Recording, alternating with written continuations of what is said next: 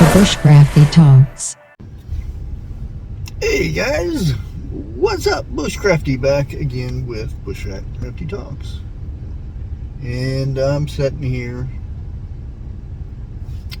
at our local lake park area. See if I can switch it around for you guys to see. Nice little area for fishing and whatnot.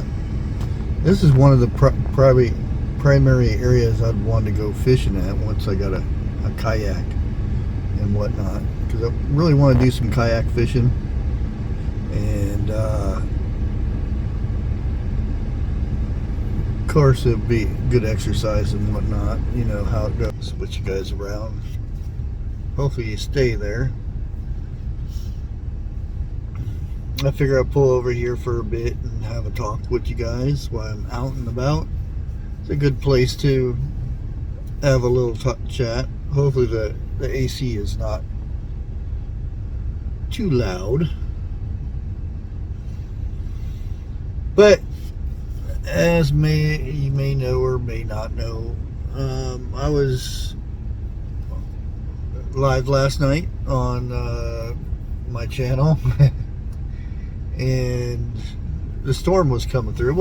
I didn't think it was that bad or anything, and then I heard a big old boom, like something fell down. So I go back out and check, and sure enough, the second part of the tree fell down. Fortunately, well, I guess it is fortunately, I don't know. The tree fell in a neighbor's house. It's not really that big, but it did cause some damage.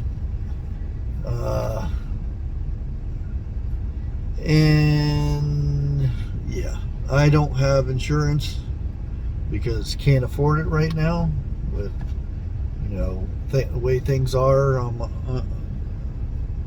disability. Just don't have enough money to go around, and you find out that you have to figure out what to spend money on and what not to. You got to have, you know, electricity, you know, you got to have gas and water and all that stuff. So yeah, and insurance this year I didn't get to pay it because I didn't have it. My taxes went up, so I had to pay taxes. That was at that time it was more important than you know, insurance. So it is what it is. It's just one of those things. So now I have to wait and find out the damages. Kind of wish the tree would have fell back on my garden again. That way I'd just be loose in the garden again.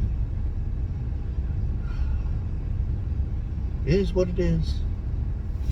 Not much you can do about it. I'm sitting there looking at this and I'm like, man, I really wish I could be fishing out there.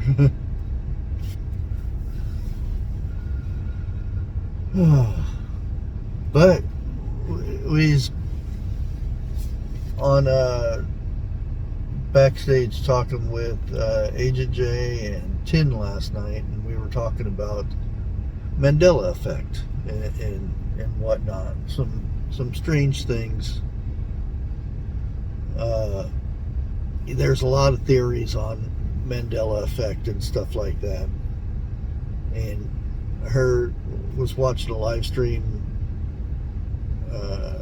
last week, I think it was Friday, about this, and he was asking about Mandela Effect, and I said, well, they say, you know, on Star Trek, the original Star Trek, Captain Kirk never says, "Beam me up, Scotty." I swear I've heard him, you know, flip the little thing over and say, "Beam me up, Scotty," you know, But evidently, he's never said that. Some odd things. And what the theory is for the Mandela Effect is CERN.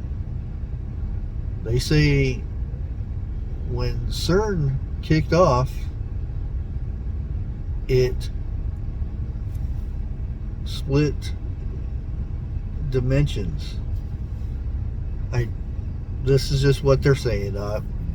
Don't quote me on this or anything, but saying it split dimensions.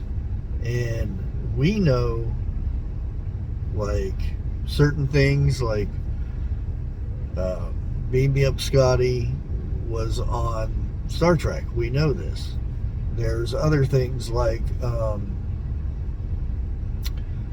Lord of the Rings. At the very end, on the first movie, when he's hanging on this thing and he says, "Run, you fools." He doesn't say that. That's what he said. That's what's said.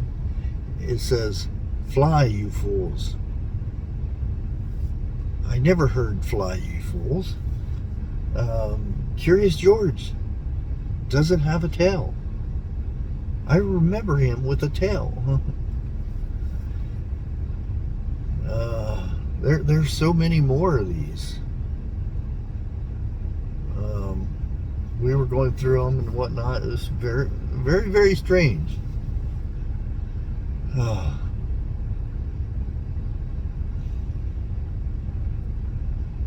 But as I sit here, just enjoying the view and whatnot, it makes you wonder. And we were talking about this new Bitcoin that's supposed to be the world currency. It's called WorldCoin. They're giving it away. Yeah, all you have to do is go and download the app and make an account and do retinal scans. Orbital retinal scans of your eye. Now, I'm sitting there reading into more of this stuff, and I do more research on it, and evidently it wants, eventually when this comes into full circle, they want to be able to scan and see if you had, you're up to date on your shots and everything. Your social score, your financial score, your credit score, all this will be, just look at your eye and boom, all your stuff will come up. And where's that information going? Yeah, it's very interesting. And they want everybody to use this currency. They want this to be the world currency. So I do a little bit more digging, and I find out that the companies, some of the CEOs and whatnot that are involved in this, their companies are AI companies. Artificial intelligence, that kind of thing. More interesting things. Yep, and it's just not people from the United States or anything like that. This is the big guys up in finance and everything, the ones in the behind the scenes that are running things, basically. I found it very, very interesting, some of the information about that. So if anybody's wanting to get into that WorldCoin, you get free money. Yeah. So there's a price to pay for that free money. Well, I will gonna go ahead and head on out of here.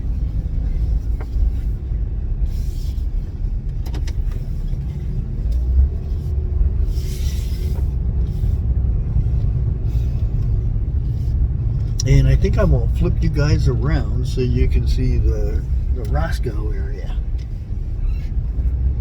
Just hit your button right. Get you lined up so you're not looking at that stupid camera. There we go. So I'll give you a little look through here before I sign off and send you guys upon your way.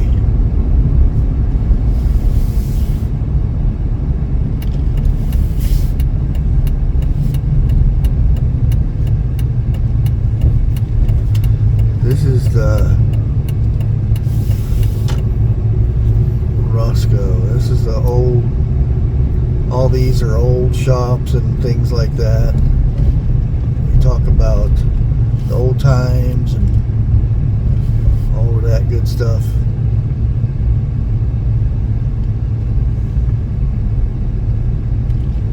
This place is always busy. Always busy. I want to come through here one night, late at night, if I can do it without getting in trouble.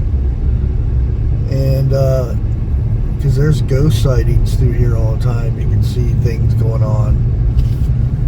There's always reports of a ghost walking the streets and climbing stairs and all kinds of stuff. This whole place was underwater in 1912 or 1919, something like that.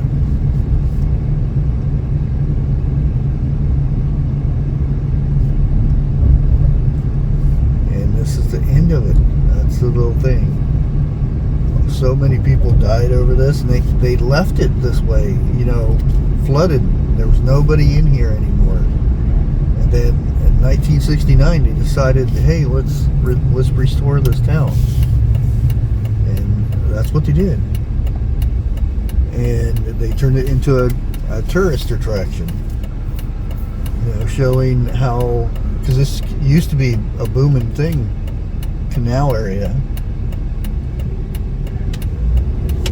And we're gonna go across the bridge real quick. But it used to be a booming area. And it used to be, because back in the olden days, this was a trade route. They would run a barge system with horses, and they would go from town to town carrying supplies and whatnot on a big old barge looking thing.